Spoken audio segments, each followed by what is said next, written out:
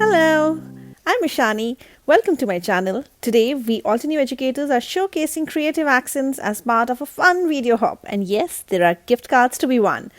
So make sure you watch the whole video, subscribe, like this video, and leave a comment to be eligible and hop on to the next person that I have mentioned in the description below. Who does not love bling, the embellishments?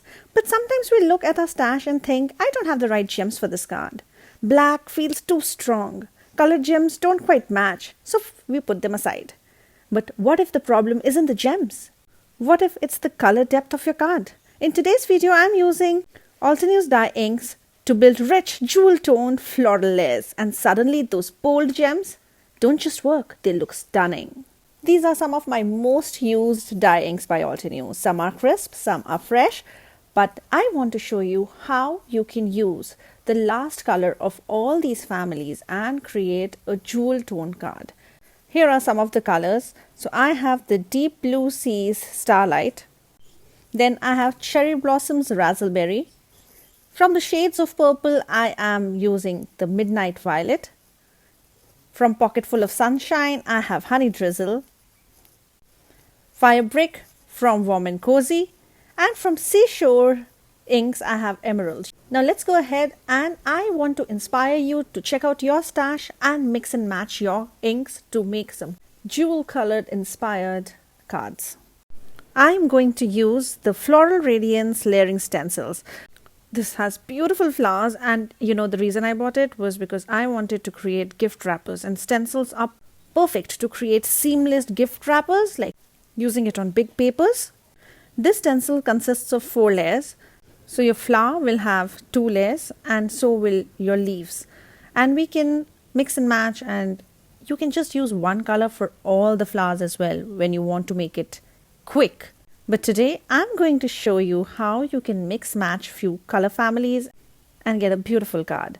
For that, I have put a white colored cardstock on my stamp wheel, and the first layer of my stencil is the outlines of our flower, like the first main layer which does not have any details. And before I start stenciling, because these flowers are very close together, I want to make sure that my inks do not mix and do not pollute each other. So I am using these sticky notes. You can use anything. You can probably just cut out a punch from a sticky note and use that as a mask stencil.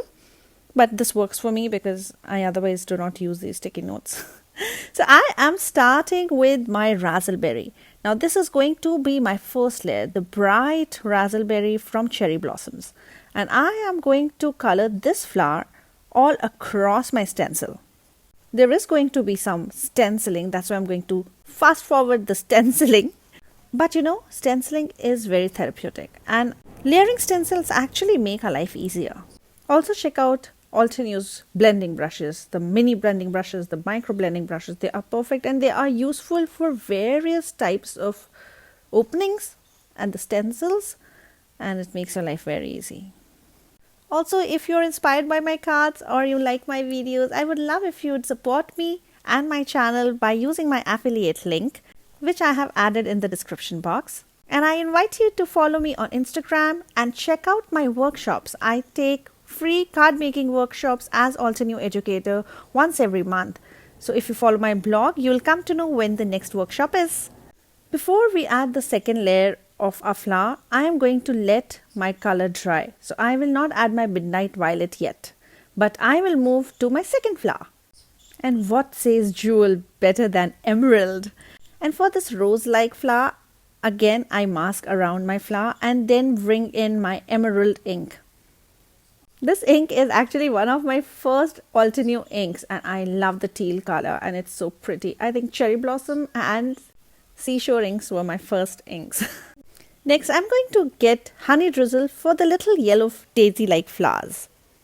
And again, to not pollute my other colors, I'm going to make small mask with the sticky notes.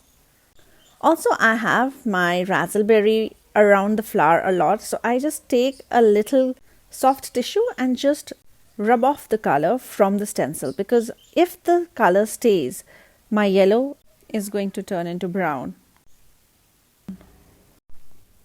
And as I color with my honey drizzle, my other flowers are also drying.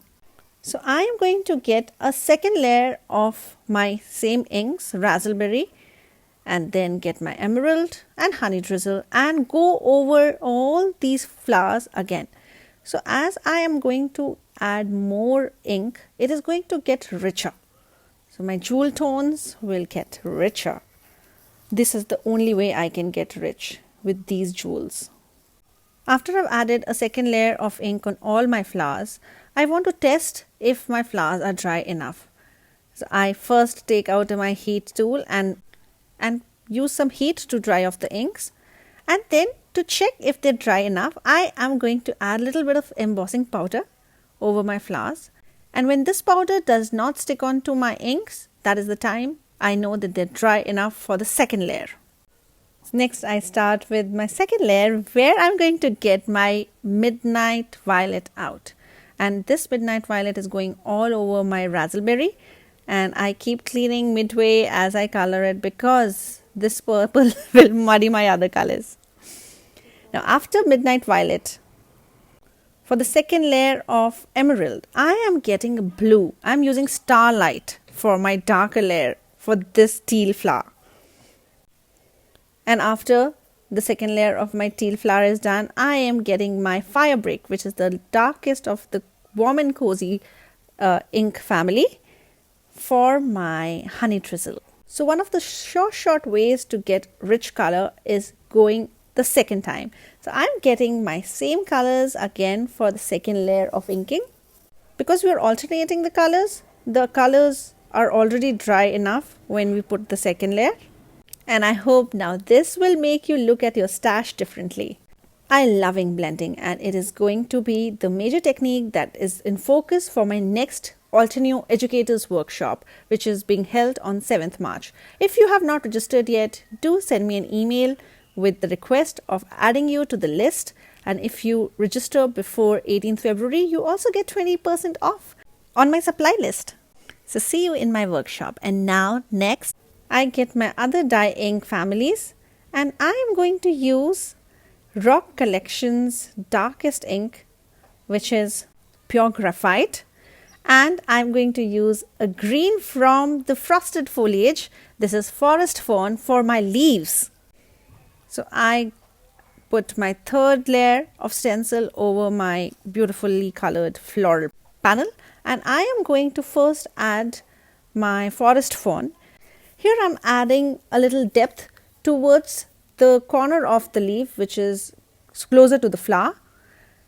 And now I am going to add a little lighter color. So though I had said that we will be using the last colors of every family, I want to add a little highlight for my leaf, for which I am adding eucalyptus from the frosted foliage set. And I will bring in eucalyptus from the middle of my leaf towards outside to lighten my ink and just make a little highlights. Now you can start with your darker color for your leaves, or you could continue like how I am doing. I am continuing to add eucalyptus now. Actually, these leaves are a little smaller, so I do not want a lot of dark green on my smaller leaves. So I get my eucalyptus first. So this way I'm adding a layer of ink, which will be my highlight, and then add the depth with forest fern, which is my darker green ink. This stencil also has the center of the little yellow flowers, but I'm not going to color them. I go again with the darker ink just to deepen my depths. And next I'm going to get my fourth stencil, and I am adding very light gray on all the small dots that are there on the stencil. And then with pure graphite, I am going to add the stems of the leaves and darken my leaves. And here I have my background ready. I'm really happy with the rich tones of these flowers. Now let's add some bling with the sentiment. I'm going to use brushed gold cardstock, and I am die cutting the word happy birthday from the die set Versatile Greetings 2. I have die cut the shadow from vellum and the main word happy and birthday with gold cardstock. And I have adhered two of my die cuts together for getting a little more body to my sentiment. Now to assemble our card, I am using brushed gold cardstock again.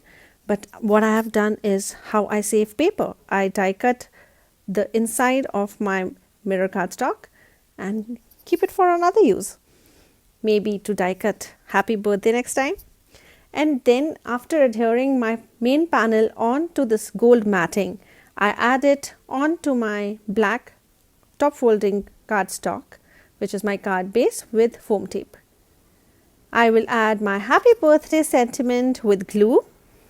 And it's time to bling up our card and add those accents. So now is the time to bring out those gems that you've been holding. I am getting my red jasper gems and black onyx gem sparkles out for adding the accents.